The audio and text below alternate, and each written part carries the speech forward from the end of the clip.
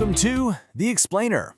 Okay, today we are diving right in to detangle a seriously dense and dramatic era of history found in the book of 2 Kings, chapters 15 and 16. We're going to see exactly how subtle spiritual decay literally paves the way for total political collapse. It's a fascinating look at the ripple effects of leadership and how the actions of a few can completely shape the destiny of an entire nation.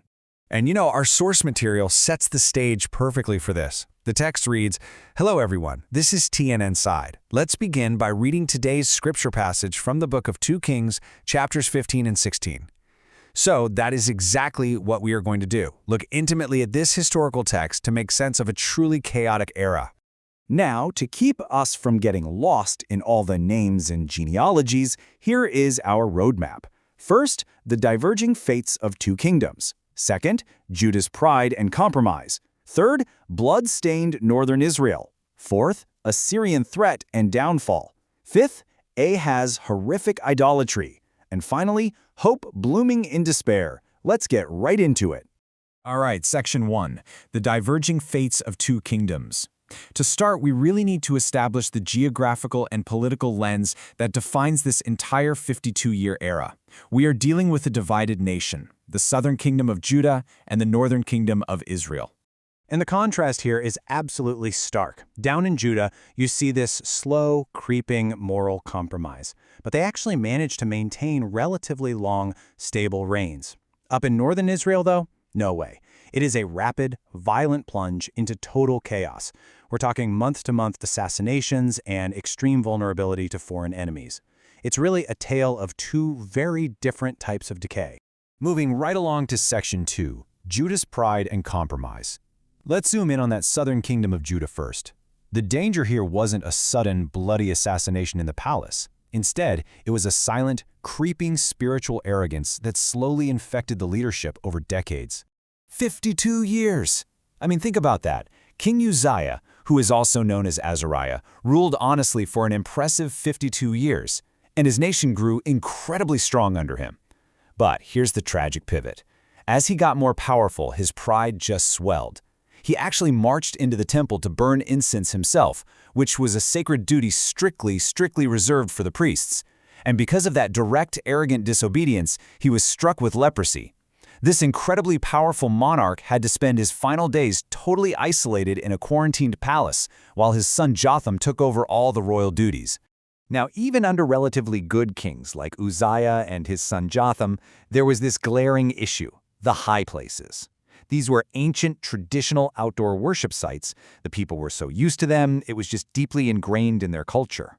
But the absolute rule was that worship and sacrifices had to be centralized, exclusively at the temple in Jerusalem. Yet the kings felt absolutely no urgency to tear these down. This is such a crucial detail because it shows how allowing deeply rooted cultural traditions to override pure worship silently paved the way for Judah's eventual devastating downfall. Okay, Section 3, blood-stained northern Israel. Brace yourselves, because that relative stability we just talked about, it completely vanishes when we shift our focus up north to Israel. Just map out the reigns during this era, and you see a terrifying revolving door of bloodshed. King Zechariah rules for just 6 months before Shallum murders him.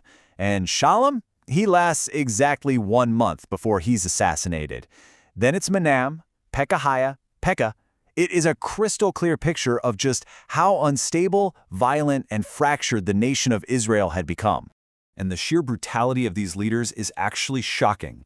You have King Menahem cruelly slaughtering civilians in a town simply because they wouldn't open their gates to him. Later, King Pekahiah is betrayed and assassinated by his own royal guard captain, Pekah. Think about that for a second. That is total moral collapse. When a royal guard captain commits treason against the exact person he's sworn to protect, military discipline and basic foundational loyalty are completely gone. Which leads us to Section 4, Assyrian threat and downfall. Because, well, internal chaos of this magnitude always invites external predators, and waiting in the wings is the terrifying shadow of the rising Assyrian Empire, ready to take advantage of Israel's weakness. So, we watch this desperation escalate step by step. Just to survive, King Menahem forces the wealthy citizens of Israel to hand over their silver to bribe the Assyrian king. But bribes only buy you a little time, right? Eventually, the mighty Assyrian king Tiglath-Pileser launches a full-scale invasion. He captures entire regions, Gilead, Galilee, Naphtali, and actually deports the Israelites to Assyria. So what started as a desperate policy of temporary bribery turned into a devastating, irreversible loss of their homeland and their people. Now for Section 5, Ahaz's horrific idolatry. Let's see how this all builds up when we head back south to Judah. All those subtle compromises from past generations, like leaving those high places intact, they violently culminate under the reign of King Ahaz. Under attack by armies from Aram and Israel, King Ahaz just utterly panics and begins this terrifying descent into darkness. He completely abandons his faith. He commits horrific acts of idolatry, literally going as far as human sacrifice, burning his own son in the fire to appease pagan gods, a practice God absolutely detested. He empties out the sacred temple treasury to bribe the Assyrians. He goes to Damascus, sees a pagan altar, sketches it out, and literally builds a replica in Jerusalem, shoving God's bronze altar aside. He even dismantles temple structures purely out of fear of the Assyrian king. And what adds such a profound layer to this tragedy is the total failure of the spiritual leadership. Look at priest Uriah. As the high priest, he should have stood firm, but instead he lacked the courage to call out the king's blatant unfaithfulness. He just silently complied, building that pagan altar exactly to the king's specifications without a single word of resistance. The corruption had reached every single level of society, from the throne all the way to the altar. Finally, Section 6, Hope Blooming in Despair. After reading through chapters of assassinations, child sacrifice, and absolute cowardice, you'd think this story is a lost cause.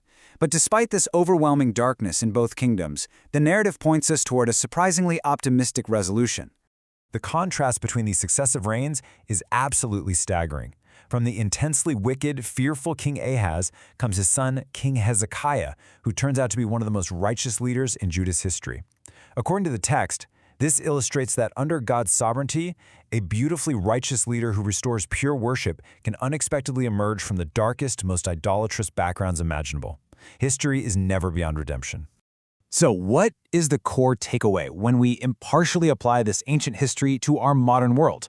The text leaves us with this powerful, universal truth. Whether you're looking at the ancient Middle East or modern regions like the Korean Peninsula today, a nation's true stability fundamentally rests on leaders who govern with steadfast justice and a deep reverence for a higher moral truth. Leadership matters profoundly, and its effects literally ripple through generations.